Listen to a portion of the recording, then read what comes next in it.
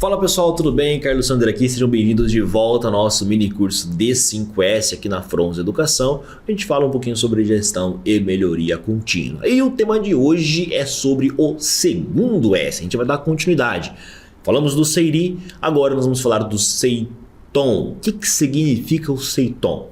Nada mais é do que uma continuidade do que nós já fizemos no primeiro S. Então no primeiro S nós separamos o que era necessário daquilo do que era desnecessário.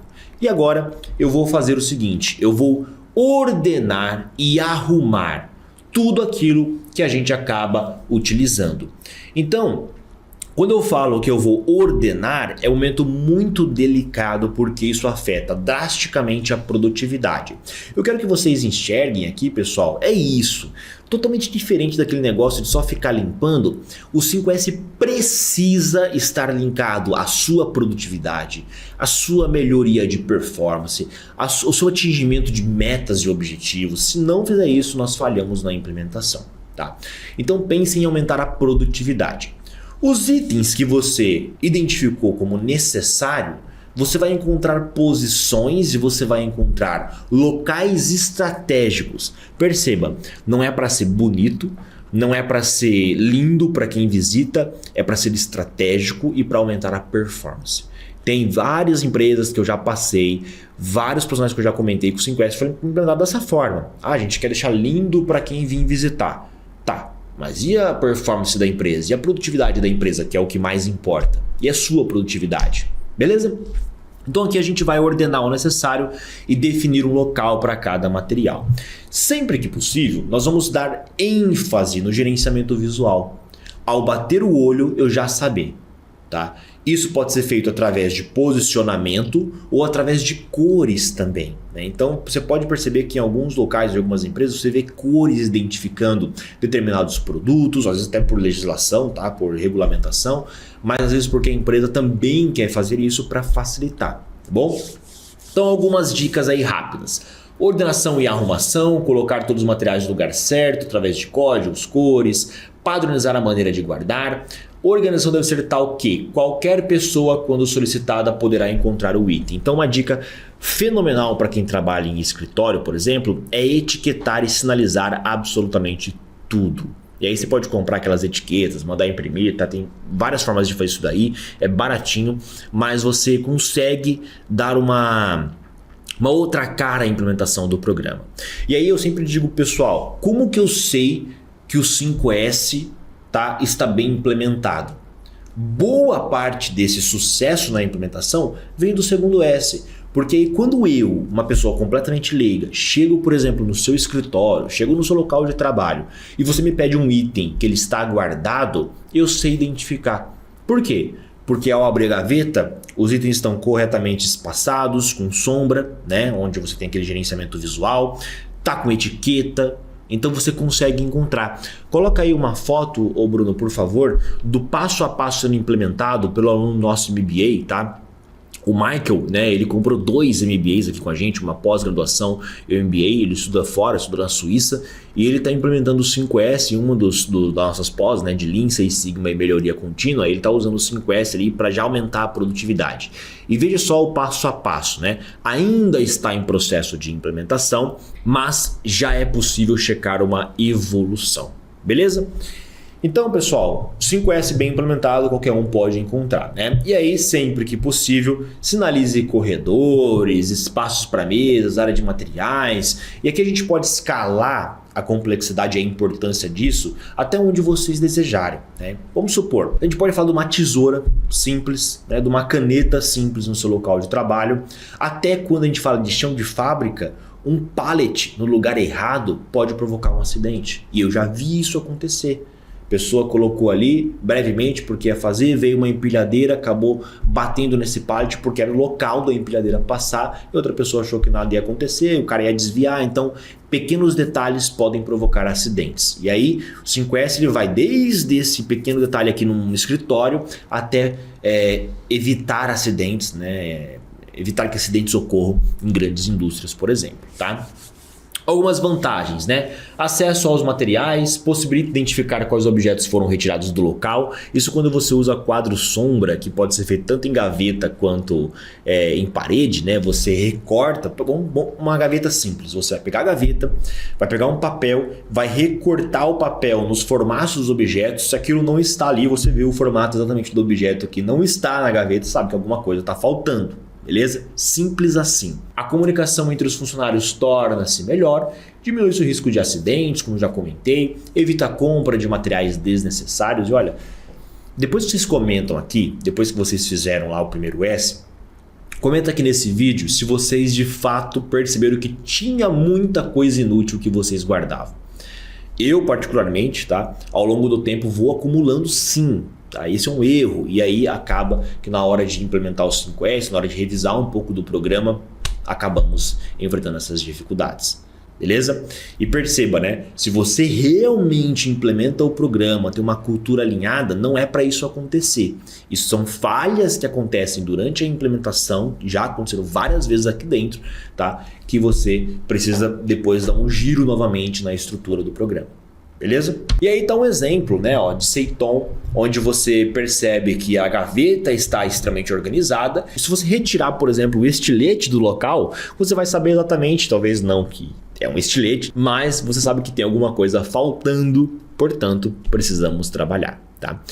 Tem um profissional, pessoal, que eu posso depois deixar o link do vídeo para vocês darem uma olhada. É um vídeo em inglês, mas vale muito a pena ver a implementação de Lean que esse profissional fez. Falava sobre padronização, falava sobre 5S e tudo. E uma das coisas que ele comentou que me chamou atenção é que ele falou que 5S e padronização é muito sobre respeito aos colaboradores e respeito aos profissionais. E aquilo me chamou curiosidade, eu falei, mas como assim sobre respeito, né? Tá, eu entendo isso, mas cadê um exemplo claro? E aí ele estava falando sobre as ordens, né, os pedidos de compra que saíam, as ordens de fabricação, o manual de instrução, no qual a pessoa pegava, juntava com o pedido, embalava e enviava lá para o consumidor final. E aí tinha um posicionamento adequado para colocar, que eles já identificavam de qual produto era. E aí, no determinado dia, a pessoa não colocou no posicionamento adequado. O que aconteceu? Essa pessoa pegou, embalou, né, não checou e acabou indo embora. E aí ele estava explicando, ele falou assim, olha só, por conta de um erro, né, que nós cometemos aqui, de não seguir um padrão, de não olhar para o 5S da maneira adequada, 4, 5, 6 pessoas estão trabalhando.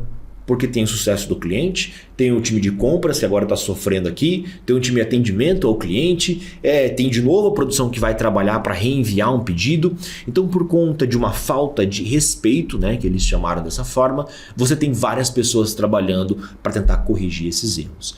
E olha, não sei se vocês possuem aí, mas a maioria tem. Retrabalho, erro, reprocesso é um indicador claro de que a gente pode implementar o 5S para ter bons resultados, beleza? E aí, ó, ali uma gaveta, né, que às vezes a gente olha e fala, nossa, mas custa muito caro isso. Na verdade não, tá vendo? Ó? Coisas simples aí podem ser implementadas e a gente já tem um sucesso adequado. Primeiro, o descarte de itens desnecessários, ficou somente o que era necessário na gaveta e agora tem um local para cada coisa bem desenhada. E aí também um antes e depois de uma bancada, você percebe as etiquetagens, ou seja, se me pedirem um item dessa bancada, talvez eu encontre muito mais fácil do que no outro cenário, tá? E tem gente que fala assim, não, eu me acho na minha bagunça. Eu entendo isso, mas o ideal é que a gente padronize, porque todos podem utilizar também, beleza? Então tem também uma tabelinha aqui, que é um checklist. Isso vai ser um assunto que eu vou tocar com vocês lá para a 4ª aula aproximadamente, mas quando a gente vai passar uma auditoria, eu tenho que ter clareza de como as coisas devem ser. Então vamos supor que eu chego aqui nessa bancada, e aí eu pergunto, cada coisa está no seu lugar? Como que eu sei? Eu sei porque eu preciso ter um padrão. Então na hora da auditoria não pode ter muito embate, ou não deveria ter muito embate entre auditor e entre auditado. Ou está conforme ou não está conforme. Beleza? Porque não há muita diferença quando você tem evidências claras de como as coisas devem ser. Não deveríamos ter diferenças, tá? Então a tabelinha aqui ela funciona para isso, para a gente começar a pontuar aquilo que está no seu lugar, cada coisa foi guardada, enfim. Mas eu quero passar para vocês aqui o Numbers 2. Então essa tabelinha funciona exatamente para isso. Mas vamos para a hora do desafio, onde eu vou pedir para vocês colocarem em prática. Bom, o desafio de hoje, dessa aula aqui, é vocês de fato organizarem um local para cada coisa que é necessário. Então vocês já fizeram, né, o local, já separaram, perdão. Vocês vão guardar as coisas, vão começar a definir os locais conforme frequência de uso, tá? Conforme importância. Se você está executando, por exemplo, num chão de fábrica, tá? Coisas mais pesadas devem ficar abaixo, coisas mais leves podem ficar acima da cabeça. Então, nada de colocar coisas pesadas acima da cabeça, porque isso pode provocar um acidente, beleza? Quero que vocês comecem a delimitar. E, pessoal, perceba bem, não há... talvez eu possa usar essa palavra de maneira até equivocada, né? Mas acredito que vocês vão me entender. Não há aqui um local exato, perfeito, aquilo que funciona para você. Só que existem essas regras básicas, né? Por exemplo, de coisas pesadas acima da cabeça. São regras básicas que a gente deve respeitar sempre que possível. Então, não se prenda, como é para fazer, não. Crie o seu formato, aquilo que faz sentido para você. Lembra que eu falei que o 5S tem que maximizar a sua produtividade, não ficar atrapalhando a sua vida? Então, siga nessa toada, eu tenho certeza que você vai ter bom resultado. Beleza? Roda a vinheta aí que vamos pro Numbers Game, a nossa rodada aqui de número 2. E aí, a rodada de número 2 é o seguinte, o que era o primeiro S? O primeiro S era a gente separar aquilo que era necessário daquilo que era desnecessário. Vocês devem ter percebido, né, que tinha muitos números além daqueles que eu citei, do 1 até o 47 ou do 1 até o 49, tanto faz, conforme que você fez, tá? Tinha muitos números além disso.